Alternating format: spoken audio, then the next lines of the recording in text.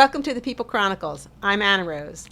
And today on Storied Women, my guest is Diane Grandstrom. Diane stands about 5 feet, yeah? Yes.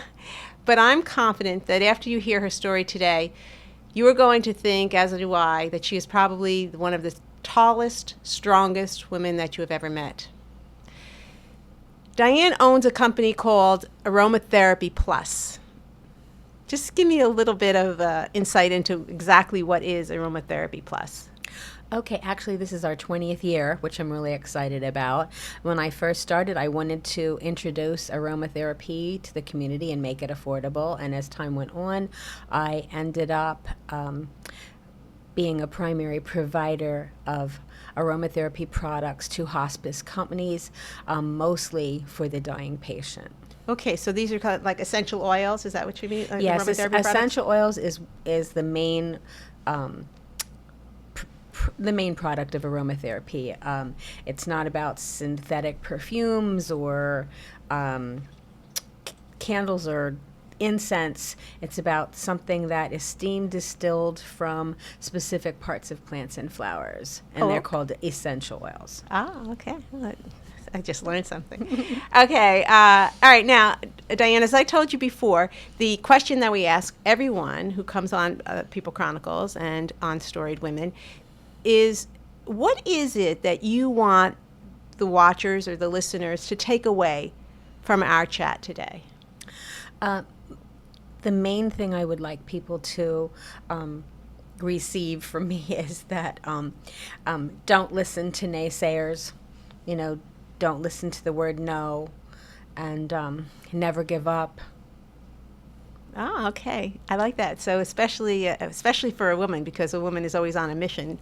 She's not going to take no for an answer, and she's not going to give up.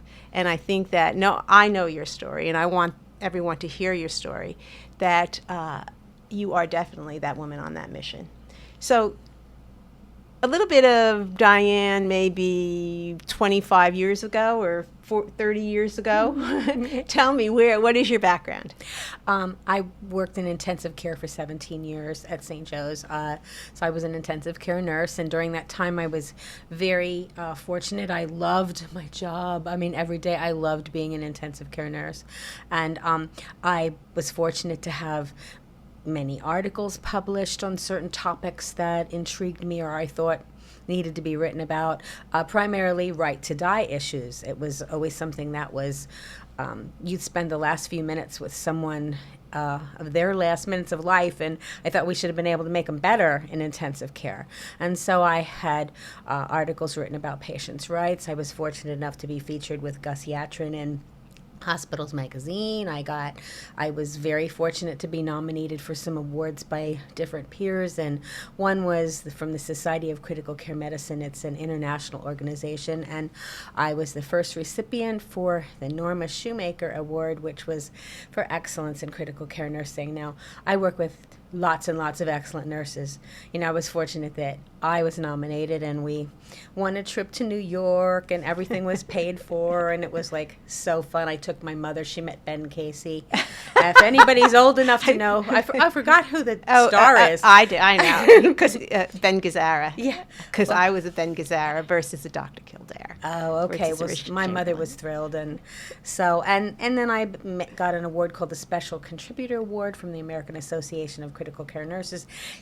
And that was for things that I had written about. I started a program called Code Blue Be Informed, and it was about knowing your rights when you went in the hospital. It was about do not resuscitate orders and things like that. So I was very focused on making dying better for people.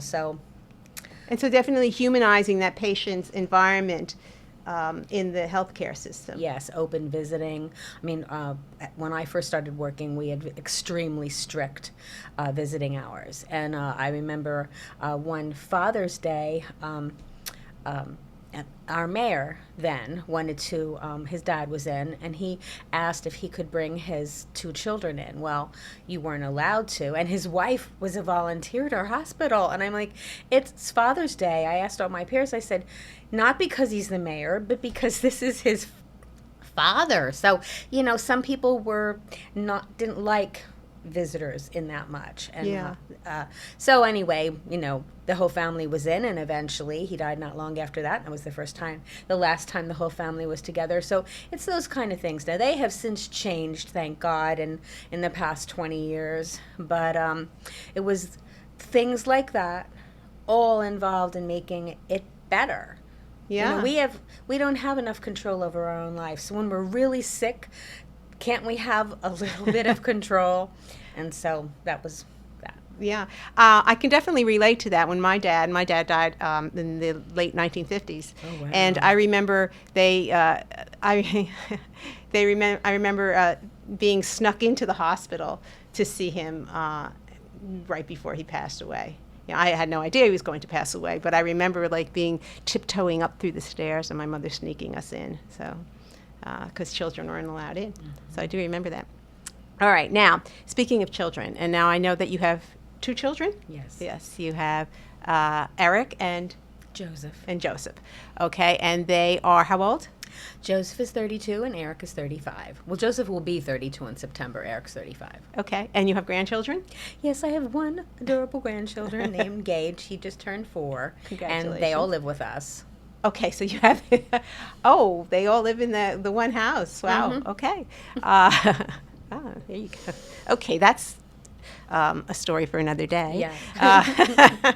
But what we're going to talk about today is I know that within that household, Eric, your oldest son, had a tragic accident about, how many years ago? 15 years ago. September 26th, it will be 15 years. Okay. So what I would ask you to do is, could you take us back to that day, that tragic day, in 1999? Yes, certainly. It started out to be a great day. It was September 26th. It was a just stunningly gorgeous, breezy fall day. And I had gone to Helga Martin.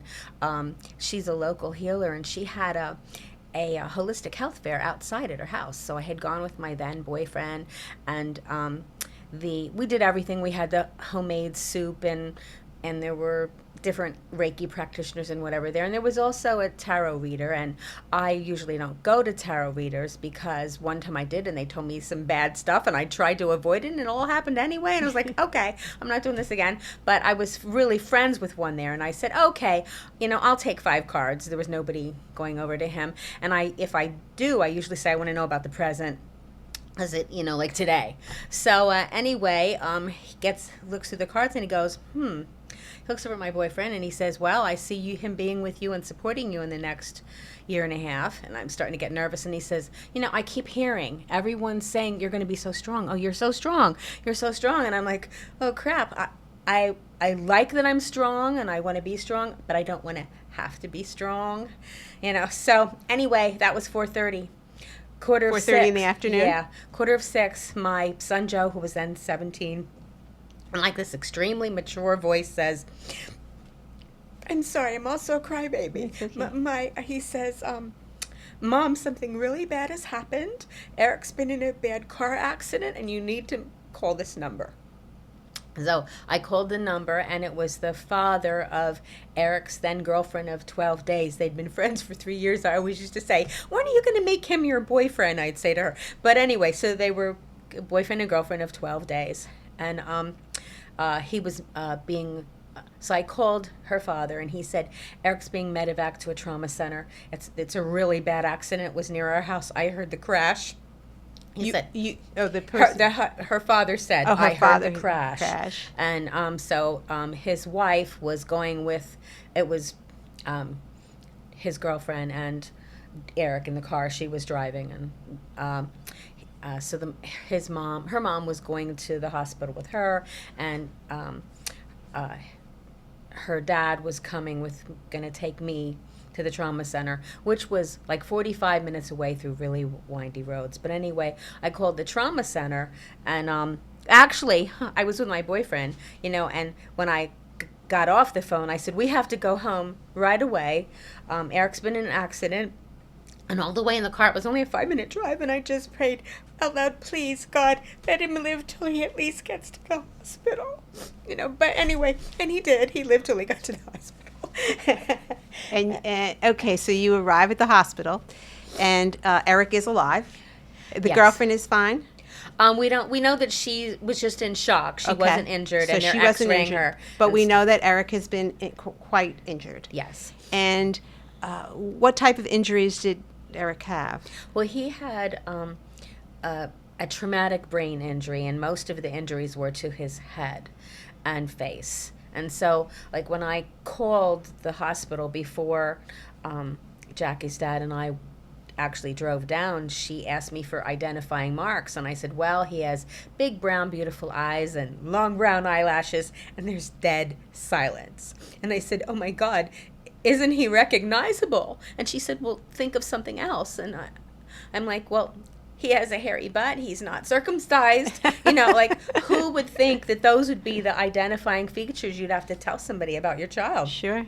So when we get there, and a nurse meets us to warn us how bad he looks, and she just says there's extreme facial swelling, and I just want you to be prepared. He's on the ventilator because they paralyzed him chemically, because the thought is that if you're paralyzed chemically, you don't fight anything, and it gives the brain a better chance to heal.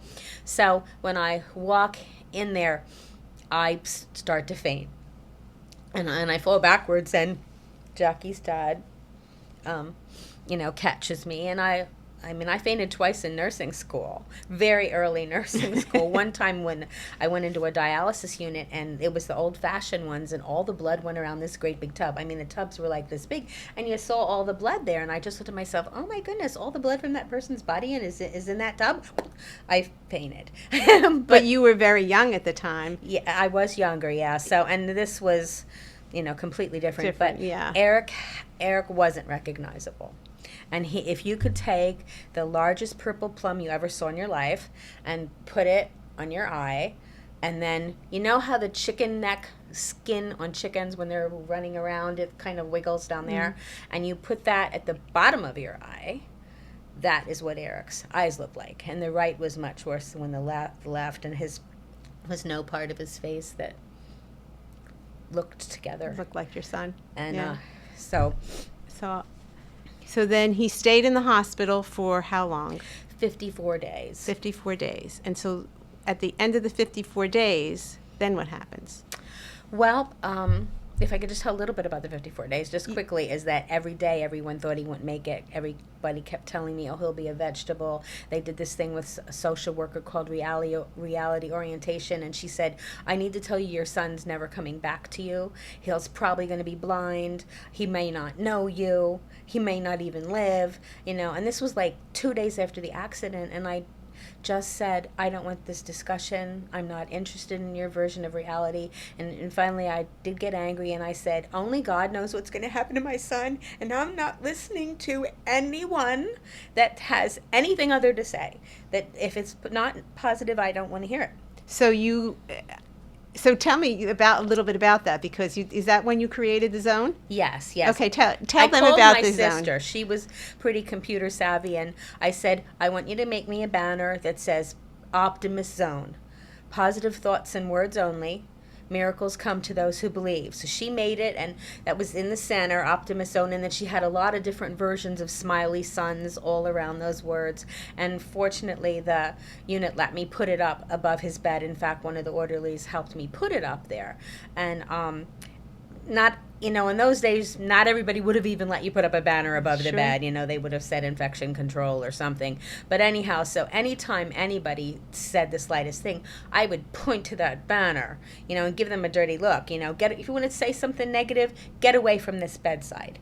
And people said, oh, he can't hear you, and things like that. And I used to sing A Dream is a Wish Your Heart Makes. It's one of the things from a Disney movie. Yes. And When You're Fast Asleep. And anyway, I sang it very quietly to him every night before we left the hospital. And a couple years later, when I was telling somebody about that, Eric laughed, and I said, Eric, do you remember that? And he did thumbs up. He remembered that. So you never know what they remember and remember hearing. So Okay, so we're going to take a short break. And when we come back, Diane, I would like you to then share with us where Eric is today, 15 years later, and the progress that he's made, and a little bit about this new life that you had for the last 15 years. Okay, so let's just take a quick break.